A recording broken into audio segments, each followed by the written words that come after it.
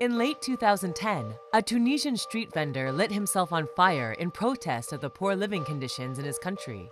This was the fuse that lit the fire in the Tunisian uprising and led to the downfall of the Tunisian president Zine El Abidine Ben Ali, who had ruled with an iron fist for 23 years. Protest in the Arab world eventually began to spread in the region, where people of all classes, age, sex, and faith were demanding democratic reforms. This led to 4 regime changes in the region: Libya, Yemen, Egypt, and Tunisia. In stark contrast to Egypt and Tunisia, countries such as Saudi Arabia, the United Arab Emirates, and Kuwait experienced almost no popular dissent or protest against their regimes. Which begs the question, why? Academics and journalists began to ask the question why some Arab nations in 2011 experienced massive protests and went through regime changes, while other nations did not. Here, political scientists found one key explanation: oil revenue. No country with more than a fraction of the per capita oil wealth of Bahrain, Iraq, or Libya has ever successfully gone from dictatorship to democracy. Scholars have called this the oil curse, arguing that oil wealth leads to authoritarianism, economic instability, corruption, and violent conflict. Worldwide democracy has gained more followers as the decades have passed on. In the 1980s, only 30% of the world's governments were democratic. Today, the number is around 60%. Yet almost all the democratic governments that have emerged during the last 2 decades are countries with little or no oil resources. To stay in power, an authoritarian regime needs 2 things: money and loyalty. Oil revenue provides both these things. The massive oil revenues that states like Qatar, Saudi Arabia, and Kuwait receives gives their political leaders massive amounts of wealth, which enables them to stay in power.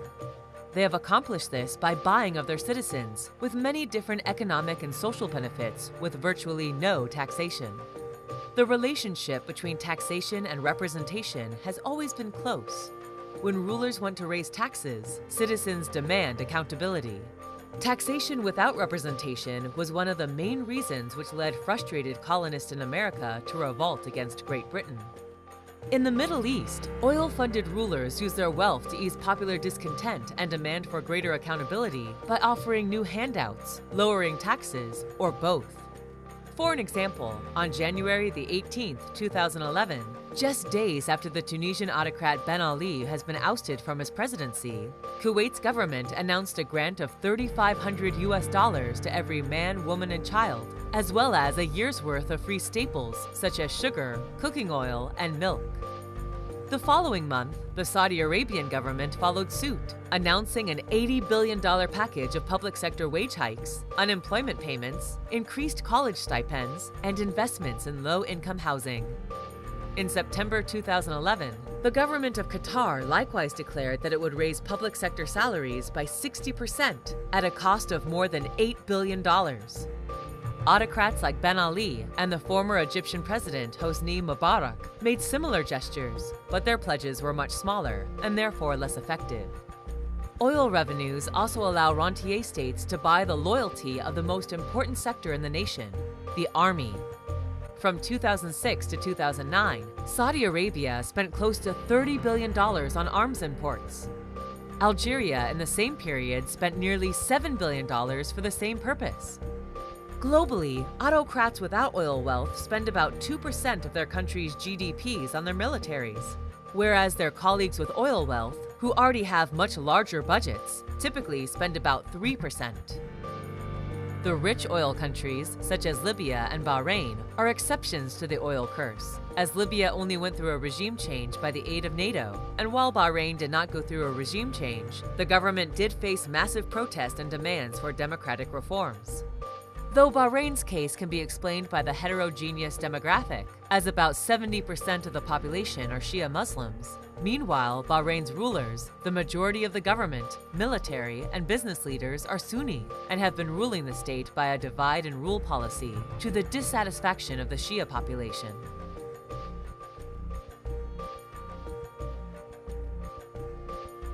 Does this mean that the oil states of the Middle East are doomed to dictatorship?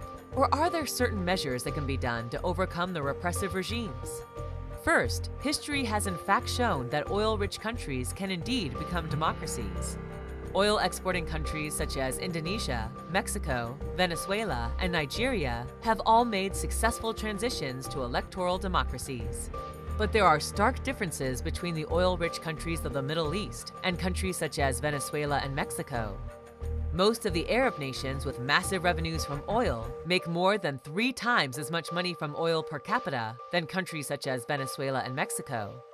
Furthermore, no country with more oil wealth than Venezuela, which in 1958 produced about 2.5 million barrels of oil a day, has ever successfully democratized. Even if the Middle East oil-backed dictators were replaced by democratic elected leaders, there would always be an overt risk of converting back to the familiar habits of authoritarianism. Weak democratic institutions and weak civil society groups could make it hard for democracy to consolidate itself, as long as the states continue to rely heavily on oil revenues for a steady economy and as a means to ease the demands from the public. Even countries where politicians are elected through free and fair elections and have large natural resources at their disposal are at risk at demolishing their democratic institutions, since they will not shy away from using their large natural resources to maintain their political power. The former Venezuelan president, Hugo Chavez, did just that, where he managed to create goodwill among the people through favorable social and economic welfare programs in order to eliminate checks on his authority. The oil curse will seemingly last as long as the world buys and relies on huge quantities of oil. Reductions in oil consumption in the developed world could help reduce prices and hinder the flow of money to oil-backed autocrats. This could be done by switching to carbon-free energy economies. The United States could make an impact alone, as it is the planet's largest consumer of petroleum. And by reducing its total oil consumption, the United States could help both reduce global oil prices and undermine oil-based dictators. But with the recent American political trends in regard to climate change, and with several countries failing to live up to the Paris Climate Agreement, it may look like the oil-rich Arab autocrats may have at least a few years in office left.